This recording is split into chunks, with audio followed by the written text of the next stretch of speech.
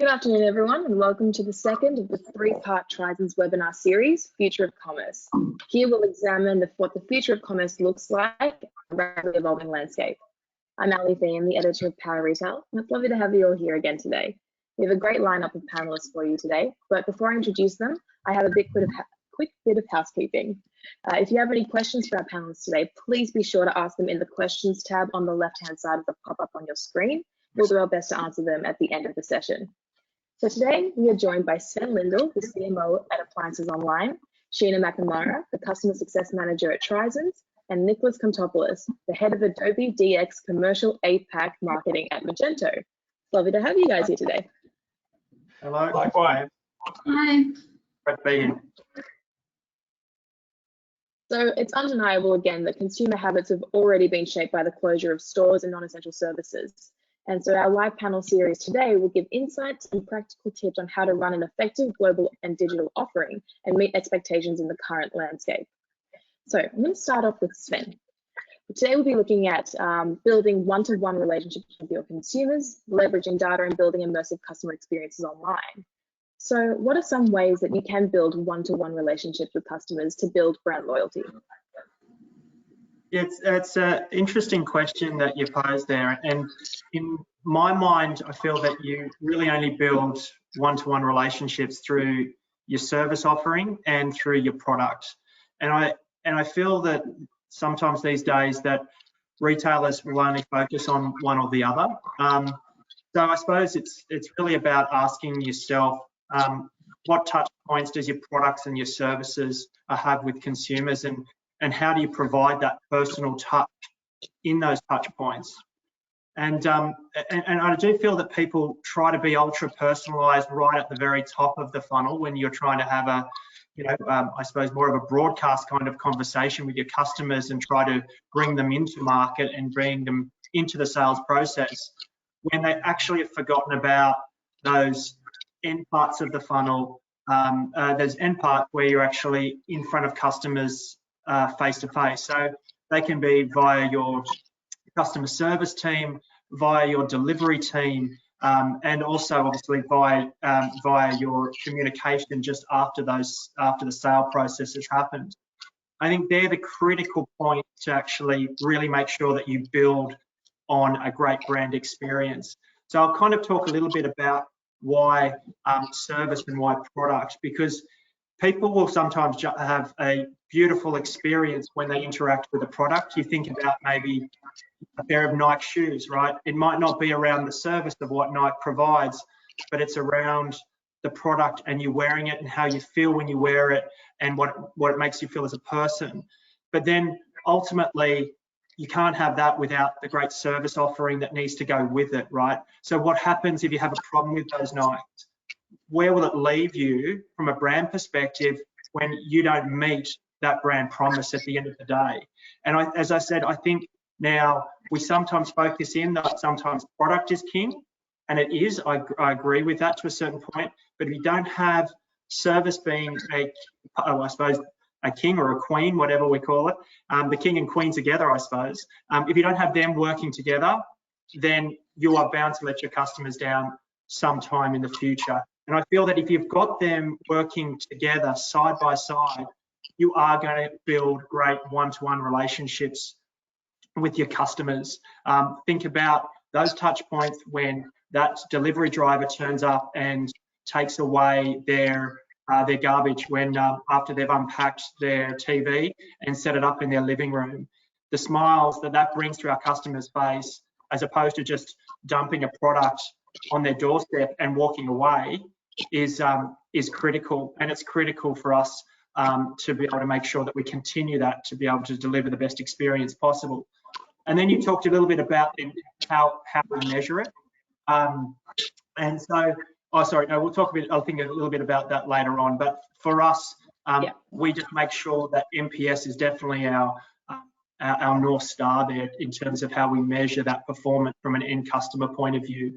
And we know that we're building on brand loyalty if that North Star is rising. So, but yeah, that's my take on that question. Fantastic. What about you, Nicholas? And Sheena. Oh yeah, Nicholas. Gina, whoever. Yeah, definitely. I mean, I think, Sven, you raised a really good point just around when is the right time to be building those ultra-personal relationships. And I think a lot of people start at the top of the funnel and maybe work to provide a bit too much around the brand versus really establishing who they are from an identity perspective and looking at how they build those one-to-one relationships a little bit further down the funnel. I think really making the right investments from a data perspective, and digital provides that really unique perspective to make those really data-driven decisions. Is a big one, and I think as you touched on as well, really thinking about the post-consumer journey and what happens after that first purchase to continue to build that loyalty, and what are you doing to create a great experience around that first purchase that drives customers back to you as well, and so they have a really memorable experience from that perspective. Yeah, and just to round out the great comments that both Sven and Sheena have made there, I often talk to customers about the need to think about the customer experience ecosystem. So if you pick up where Sven was going, we have this sort of upfront thinking about the customer experience. Without a doubt, we need to focus on the back end of that experience, and ultimately that's actually where you prove out your value. I think you made a great point, Sven, when you talked about the promises that we keep.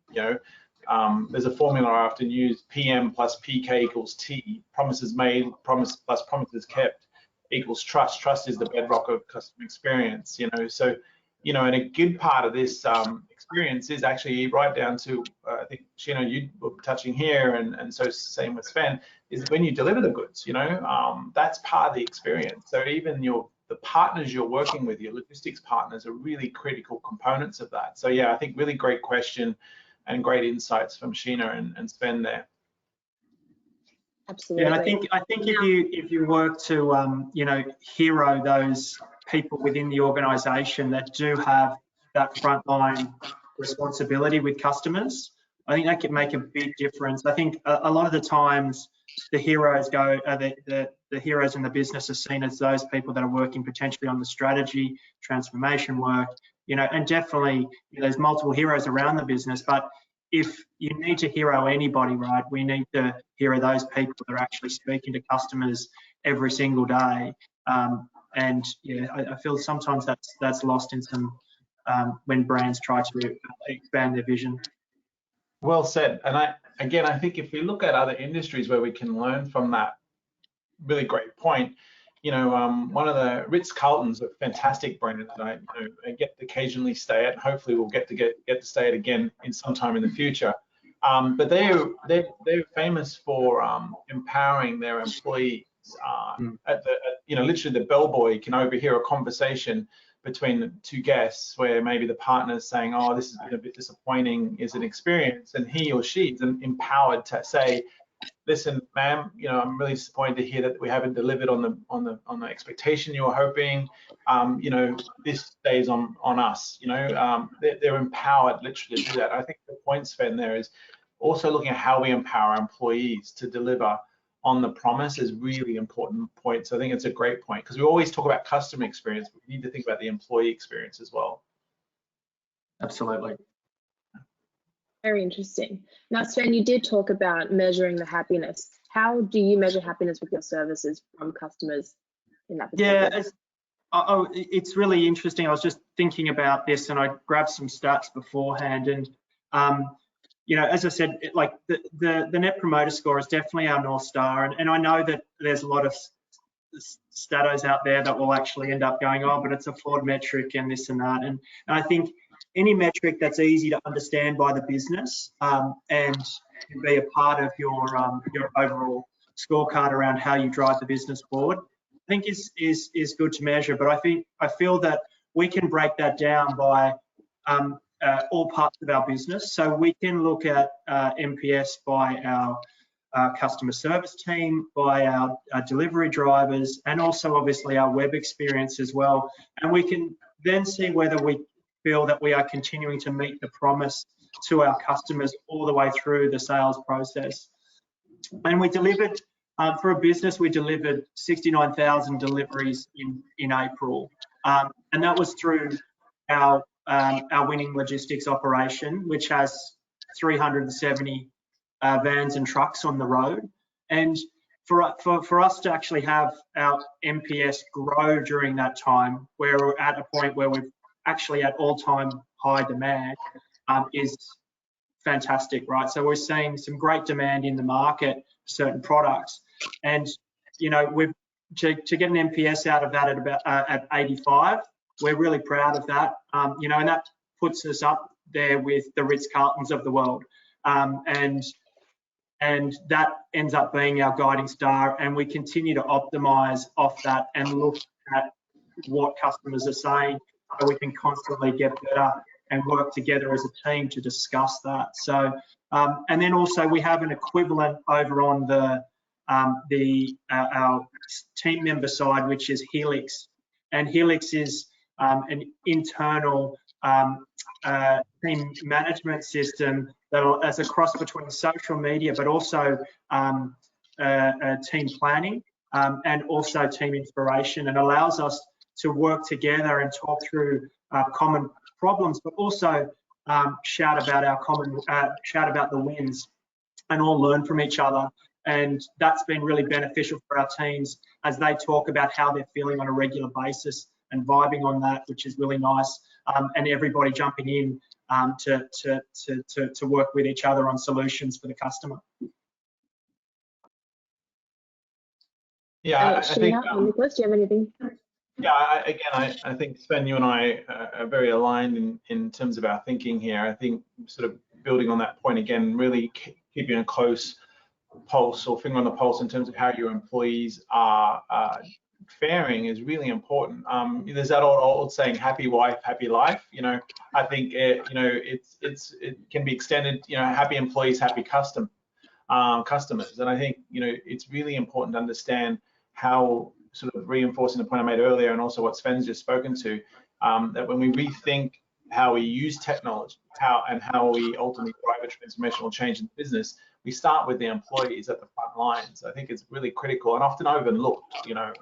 Again, in my past experience, my past life before I joined technology vendors, I was on a number of projects, and the ones that succeeded were ones that really embraced and understood what challenges that employees were having in terms of delivering those brand promises Sven made a point earlier on.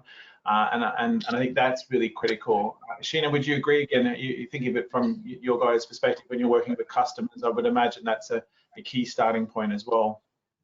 Yeah, definitely. I think, employee satisfaction really, directly impacts customers in terms of, how your employees feel about the brand as the face that they're putting out there to customers. So it's definitely something to be aware of.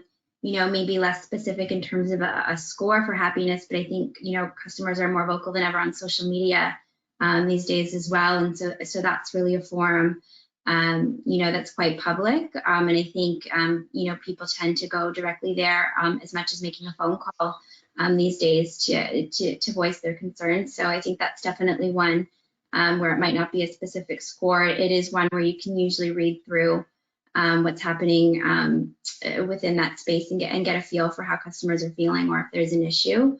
I'd also say product reviews from a product perspective are a great sort of avenue, just at immediately how are customers feeling about a product.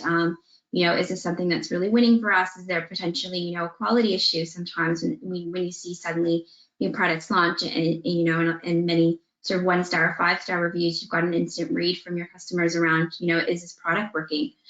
So I would say those are definitely a few other channels that we look at when we're looking at customer happiness.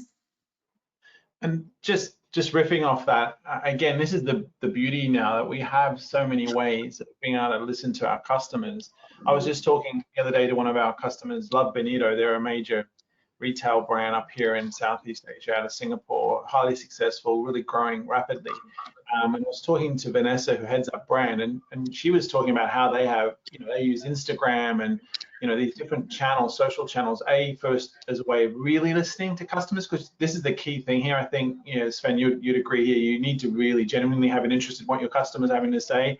And then you can actually have direct relationships with these. I mean, Vanessa was saying, that she actually then has a group of customers that are in a messaging app. I forgot the name of the messaging app. It was one I wasn't familiar with, but she has this ongoing dialogue with them, and they're providing feedback on, the latest releases of, outfits that have come out. So that's a fantastic and simple way of just engaging with the audience and listening. And the cost, you know, Sven and Sheena, is pretty low there. I mean, it's not a huge investment cost. It's just time and using tools that are already available.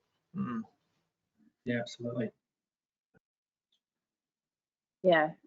So when it comes to sort of changing the way that you approach a customer experience or adapting to the customer needs and wants, have there been any tweaks that either or all of you have made or seen that need to better suit the customer in changing landscapes? Sven, start with you. Yeah, I suppose you're tweaking your customer experience every day, right? You know, Nicholas made the great point, kind of hit the nail on the head, is that, you know, you empower your frontline team to make customer experience changes there and then, and you're truly starting to actually bring smiles to your customer's face, right? So, you know, I think making sure that you're not too rigid around what you do around customer experience and what it looks like. You know, some people will say optimizing customer experience is multivariate testing and A/B testing. And I heard a great quote actually. It was actually by Seth Godin yesterday in one of his seminars, and he said, if you kept A/B testing, you'd build a porn site. You know, and I had to laugh because, you know, as you continue to optimize, you sometimes go down paths where, you know, a customer will react to it, right? And will react to it in ways that might not be where you want to take the brand as well. So you have to actually make sure that you stay true to the brand as well through this. You know, if you're being genuine with your customers, if you're having that dialogue with your customers, sometimes you're not going to be able to please every single one of them. You want to, of course, but sometimes you're not going to be able to. And you have to make sure that you then push the brand into the direction that you want it to go. So, you know, I just think as long as you're able to continue to do those tweaks and you have that balancing act of listening to your customers, reacting to that, but then also making sure that you push the brand in a direction that you feel is the right direction for your customers and the brand, then, you know, you're getting the best of both worlds. So I think it is about constant tweaks, and then it's about sometimes big leapfrog moments that you want to do to be able to, you know, drive the brand forward. So it's that balancing act in my mind. Yeah, I think, Sven, again, just building on your ideas there, you know, in terms of another influence that really has influenced me over the years is Simon Sinek, and he really talks about the importance of you know, defining your why in a business, because most of us know how and what we do. And the bigger the company gets, my experience has been, the larger a company gets, the further away it gets from its why, because all the complexity that creeps into an organization. So this is where smaller, mid-sized companies actually have a strategic advantage over the bigger companies, because they're closer to their why, or their ability to get back to what is the why. To your point, Sven, is really important. It really, you know, easily achieved in a lot of respects, because you haven't got the layers of management. I think that's really important. But the beauty of digital now is, you know, again, is that you have got the ability to take an idea, put it in the market, test it, and kill it if need be, because and at a much lower cost than what, you know, historically it cost us, you know, in terms of doing that. But from our perspective, in terms of you know, I'm a B2B marketer, obviously, so slightly different in terms of Sven's world, but you know, there are similarities. End of the day, what we see in the B2B world is a similar expectation in terms of you know, that they want a consumer-grade customer service. You know, so we've had to adapt, you know, in the COVID-19 scenario to pretty much a pure digital play engagement as well, where we would historically have had salespeople, physical events, etc. So what we're seeing recently is us having to readjust the way we connect with our audience. And you know, and again, platforms like this are great examples of how we've done that. You know, how we're reaching audiences, still enabling them to get access to great ideas, great content. So that's, I think you need to. I think Sven and Sheena, you would agree. What's really important organizationally now is, and one thing we can take out of this experience is the importance of agility in the organizational structure. I think it's become really critical. You know, a lesson learned for some of us that maybe didn't have that agility in the business. You were sort of talking about this, Sven, that empowerment right down to the frontline troops. But building that in, if there's anything we can take away, is understanding that importance of agility and building that into the DNA of the organization going forward. Would you guys agree? Yeah, definitely. And I think also what we're all feeling is the impacts of scalability, where you might have had a channel that was, 8, 10, 15% of your sales contribution. Now it's your entire sales contribution. And what does that mean, from that end-to-end perspective? And what can you do in terms of taking those learnings around this sort of, hopefully very one-off experience, but really look at, where do we pressure test the customer experience, and where do we need to improve that and learn from that, be it looking at the diversification of your delivery options, a click and collect, a fulfill from store, find in store, some of those kinds of things, and just really looking at, we've really identified that there's some opportunities here, and coming out of this, customers might be looking for more ways to shop. So I think taking some of those learnings, and then, to both of your points, playing that long-term game in terms of, from a brand perspective, right, what are the right sort of changes and tweaks that you want to make to that customer experience. And while you might have customers that have a variety of different expectations in terms of the different brands they shop, what are the right ones for you to service, and really focusing on those. Yeah, and that's a really good point. And I think as you work through the tweaks, I think the one thing that's easy for customers to not understand is those tweaks are actually, they're quite critical business moments, right? And they're all also big changes that need to happen in the running of a business to make it happen. I think about tweaks like, sustainability being a big thing that our customers were, worried about, and, taking on and looking at the challenge of recycling our appliances and how we do that, and recycling those old appliances when we take them out of their home. And so, taking on a pain point for a customer, but also listening to how they live their lives and what's important to them, helps you then come up with products that make a difference in their lives, and obviously ultimately endears them hopefully to the brand, right? So and looking at those different ways that we work, whether it be pre-COVID or post-COVID or during, right? We're all going to be in this situation where we're going to have to relatively quickly adapt and actually come up with what might seem like relatively small tweaks from a customer point of view, relatively large scale business defining changes that we're all going to have to live through and adapt relatively quickly to. No, and yeah. To that agility point. Oh, sorry, go ahead, Nicholas. No, you go, Sheena.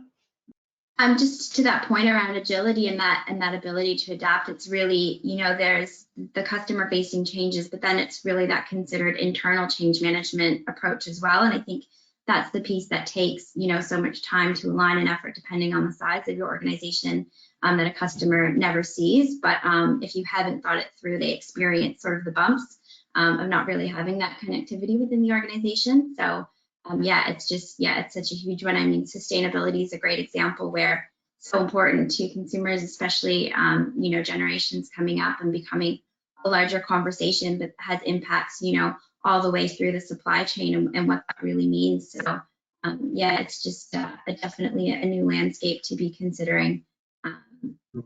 Around, that agility piece as well. Yeah, I mean, again, Sheena, I'm just going to riff off what you said there in terms of both Sven and yourself have covered an important point there. And we just did some research on this very topic last year. Something's for Something is the name of the paper. So I encourage you guys to download that. But that research, one of the questions was on sustainability, and looking at the importance of that from a e-commerce perspective. And actually 44% of Australians that we surveyed, so we surveyed 1,000 Aussies, just over 1,000, said that that's really important to them, that they would actually choose a brand over another brand, because of their transparency around how they, source products and manage that, the recycling of goods. So I think it's a really good point to call out. This is becoming a really important topic for brands to consider. A great brand in Australia that also reflects this is Flora and Fauna. Julie Mathers has got a fantastic business that's built around that as a core part of the purpose of the company. So again, shows that you can build a highly successful business model around having that as a core component of your your DNA. So yeah, I think that was a really good point to call out. Absolutely. So when it comes to relevant content and providing the relevant product for a customer, how can you create this tailoring and merchandising to actually flatter each individual need? I'll start with Sheena. Yeah, I mean, I think that again, from a digital perspective, really comes down to definitely data-driven decisions. So I think really understanding who your customer is and looking at that from a personalized perspective. I think, as we've touched on here, understanding what your customer values are, and really looking at, how you translate that within your content. I think also really thinking about, the total lifestyle of that consumer, and really what are some of the other types of content that you can surface that really speaks to that from a total perspective and not just a product perspective. So I think beauty brands do a really great job at Flora Fauna, already demonstrated of using sort of all of the touch points from video tutorials to blog pieces to skincare, and then following those consumers through that life cycle from that sort of early stage experimenting with makeup, then sort of how does your skincare routine change, and they just have the opportunity to, kind of follow them all the way through. So I think it's really looking at those one-to-one models, but also just really understanding who that customer is, and tailoring the content using that data to really drive sort of what is relevant, because I think we've all experienced, being surfaced an ad where you somehow have found yourself in some type of lookalike audience that just isn't relevant for you. You're kind of wondering why you get that ad. And I think, if you're delivering that experience to your customer when they reach the site and it's really unpersonal, I think that's where you lose that loyalty piece, and that they start to move towards the brands that are really delivering the relevant content to them. Yeah, that's really insightful, Sheena, and to jump on top of that, there's absolutely capturing those data points around, your customers is so important to deliver a personalized experience to them, or to deliver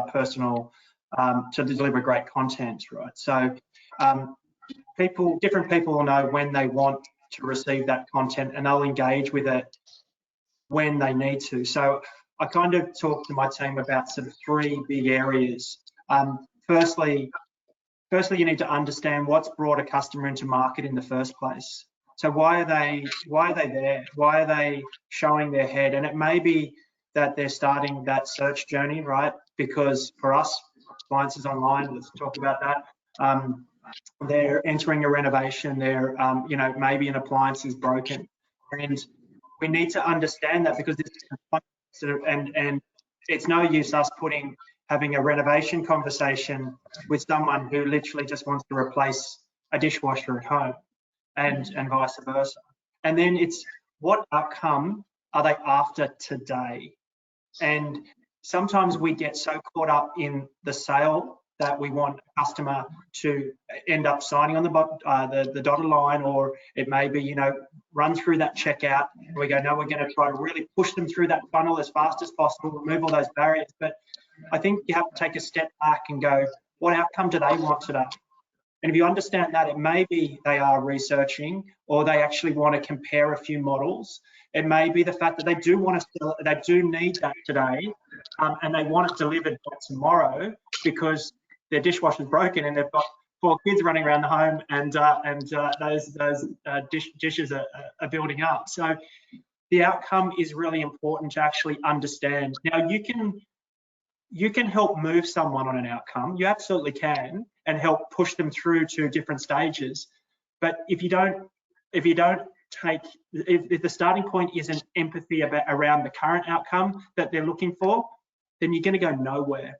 And so making sure that you've got relevant content that actually deals with that is really important. So talking about then making sure, as I said, for an example, if someone needs that product the next day, then the content is more transactional and tactical about how we're going to get that appliance to a customer the next day. If they're researching a big renovation, then it's a bit more amorphous. We can actually speak to different areas. We can speak around different products, around how to bring that into their home, or how to bring a certain type of lifestyle into their home. And so making sure then you've got that content, and then you push it at that point once you understand, to your pitch, those data triggers, and you have to ask those questions up front, and then that builds a trigger essentially for your marketing engine to drive. And then the last part is then how do you do it in a relevant way? So, for example, someone who is maybe time poor, doesn't really want to spend time in the kitchen, maybe has a different way of responding to dealing with a renovation than someone who is a home chef and loves to see, culinary theatre come to life. And so then there's the relevancy in that, in terms of, and I suppose a relevant manner in the way you speak to them. All those three require data points, as you spoke about, and all those three then help create a really personalised experience. And I found that level, that rule of three, it doesn't matter what industry you're in, it works everywhere. And again, I find that some people will focus on one point and not all three, and you do need to do that to be able to actually deliver a personalised experience at the end of the day. No, great point, Sven, again, and just building on, I mean, there was so much there. Again, I could geek out with you two or three. So if I look at that notion of personalization, and if I distill it down in terms of just sort of my own view of how that gets delivered to me, I mean, I can see that being delivered to me as a consumer on scale now, pretty much by most brands I engage with in one way, shape, or form. If I use a simple example, airline, I'm a regular flyer. I regularly fly pre-COVID-19. So I've got status. I walk onto the plane. Everyone, they'll say, "Welcome back, Mr. Kontopoulos. Great to have you on the plane again." They will seat me down, make sure I'm comfortable. But then they'll do the same exact sort of greeting to the next status person that comes on. So we can deliver that at scale now. What's the real challenge? To do that at an individual level. How do I individualize that? And to your point, Sven, again, bringing that context. Context is really critical here. How do I understand where you are on that journey, and how is that different to a customer B? And tailoring that both through the content I'm delivering up, surfacing up, whether it's through a digital channel or through the engagement I'm getting in store with the rep that's consulting me. I think that's the challenge. Anyone that says that this is easy it will be lying. I mean, it involves a lot of hard work, and I guess you and sure you guys will agree here. But the cool thing is we do have the technologies that enable us to do this now, to help us do that at scale. The one I like to close out on that thought, though, is what really is important to me in terms of message here, and I think you touched on this, Sven, very, very, very well, is we're collecting all this data. Customers are willingly giving us data every day. Every time they're on our website, when they come in our store, they sign up to a loyalty program. What's really critical is that we understand the importance of that data, and we cherish that data, we protect that data. So first of all, it's the protection of data that came out of our research that, a lot of customers still are fearful. They've got data anxiety. 50% of them have got data anxiety around what's happening with that data. And I think that's been exacerbated by obviously, some of the news around Facebook and the like, in recent times, in terms of how that data is passed on. But the opportunity that you have there with that data is to create this idea of brand utility. So how do I collect this data and deliver it back, to your point, Sven, as a service offering? So it's really changing the mindset of how we look at data and ultimately organizationally, and then using it in a smart way that creates a value proposition back to me, helping, to your point, Sven, make the right decision based on, I'm not a cook, I'm not someone who spends a lot of time in the kitchen. I want to buy an appliance that meets that need. And I think that's where we can use data that we're collecting more smarter. And the brands that are winning, quite honestly, are doing that. If you look at the brands that are really breaking ground and ultimately differentiating, and again, they're old, I mean, they're overused examples, but the best one to really zero in and emphasize or make that tangible, that idea tangible, is Netflix.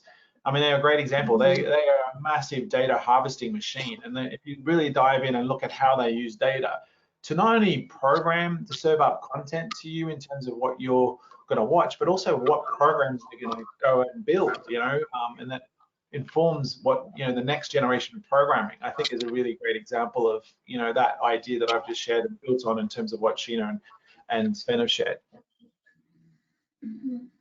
Definitely. We've had a question from Jessica. It is about data-driven consumer insights. So she says, obviously they are crucial for success nowadays. However, many businesses have not had the necessary resources to adapt to their marketing and customer service strategies. So does anyone have any recommendations for a small to medium retailer to leverage data to enable personalization and improved customer relationships? Yeah, I mean, I think when you're in that situation, it's really about prioritizing, really looking at your KPIs, what are you trying to drive, and then using the team to prioritize what do you think will give you the biggest win. I think, you know, as we've discussed here today, your customer service team is a wealth of knowledge, and they are, you know, a great touch point in terms of what are our customers saying and what do we need to prioritize. And looking at, you know, we can't deliver all of the customization at once. And all of the personalization at once, but we can pick, you know, a few key priorities for the business, prioritize those, and then continue to test and learn. Yeah, and I think to answer that question, you just have to decide what's important at the end of the day. And I don't think you have to be, you can be a big organization or a small organization and still have the same philosophy around how you collect and use data. You just have to decide what's important for you to be able to make the appropriate decisions around your customers. And as I said, like, you know, for me, those 3 data points and understanding what happens around those data points is critical. And no matter what, if you're a small to mid-sized business or even just a startup, just collecting those insights, even if it's in a Google form, right? You know, you don't need to have a big overarching CRM system to drive that insight. All you need to do is have a spreadsheet and decide that it's important for you to start asking and collecting that information, because you think about then the next time you interact with that customer, then having those data points is really quite critical. And even if it's not in an automated fashion, it's just by next time you speak to that person, you've already established a whole lot of insight around that customer, and you're then tailoring your conversation. You're then already coming up with ideas and products that might meet their needs straight away, and that's adding utility and benefit to them. And again, should hopefully leave a smile on their face after they've worked with you as a brand. So yeah, I think you can just make a choice to prioritize. That's where I look at that. And as I said, when it just comes across as 3 data points to collect, it actually ends up being a lot simpler than you think. Again, I agree, you've got to bring people on the journey. They have to understand why they're important, but when they do, then the application of it should be fairly straightforward. And I think often small businesses and mid-sized companies will think they're at a disadvantage over the bigger competitors, the big PLCs. Honestly, I'll say it again, I actually think there's a huge competitive advantage that they can exploit, which is agility. Yeah, they're smaller, they've got flatter organizations, and actually, if they want to become the next big blue chip brand, they can do it, and they can avoid a lot of the pain by putting in place best practices that they can see that are all around them now. That, you know, if you think about where I see a lot of points of failure still occur in technology deployments, is that they approach technology very much still like a diet pill. Oh, I need an e-commerce solution, so I'm going to buy that, I'm going to plug it in, and then everything's going to be rosy. I've ticked the box, I've got an e-com channel. No, it doesn't work that way. You need to really think about how your commerce channel is going to ultimately bake into your overall omni-channel strategy. To your point, Sven, we need to bring people on the journey. They need to understand the value prop. We need to see how is it going to be set up as a competitive threat to the retail store, or as something that augments with the retail store, you know, and have we got the same KPIs and ultimate goals aligned? Now, the reality is, to do that in a smaller company is a lot easier. It's still hard work. I mean, you still got to do all the people management and take them on a journey, but there's less people involved. There's a smaller structure. And if you get that right out of the gate, guess what? You've already got an advantage that you can then start exploiting with the bigger companies. Yeah. So again, I'll go back to my Netflix example. Netflix 10 years ago didn't exist. Blockbuster was the destination of video, consumption. Yeah, they came out of nowhere. They were a small startup at one stage. How did they win? They came out with a model that was smarter in terms of the way they organize people, process, and technology. Old cliche, but one you should always go back to. Really looking at those sort of 3 elements and how do you architect those in a way that actually gives you a transformational edge is where I'd focus. So yeah, don't see that you're actually behind the 8 ball. You're actually got in a lot of respects.